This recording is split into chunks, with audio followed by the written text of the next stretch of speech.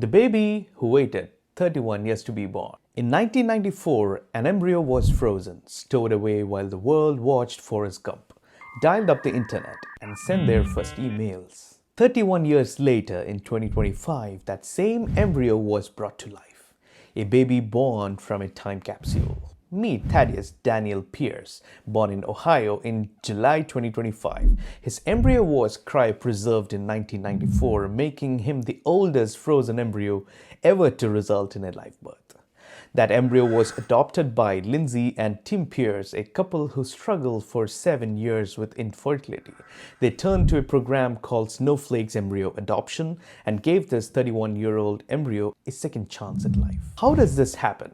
Through a process called cryopreservation. Embryos are frozen at nearly minus 196 degrees Celsius using liquid nitrogen. At that temperature, time stops. No aging, no decay, and embryos can remain frozen for decades and still be viable as long as they were healthy when frozen. In fact, the modern fertility studies have shown that it's not how long an embryo is frozen that matters. It's how young and healthy the egg donor was at that time.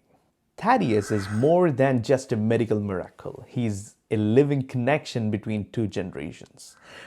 Biologically related to a sister born over 30 years ago from the same batch of embryos. His story challenges how we think about life, time, and parenthood in the age of science. So let's think again. A child born in 2025 from a cell preserved before Google, smartphones, or YouTube even existed.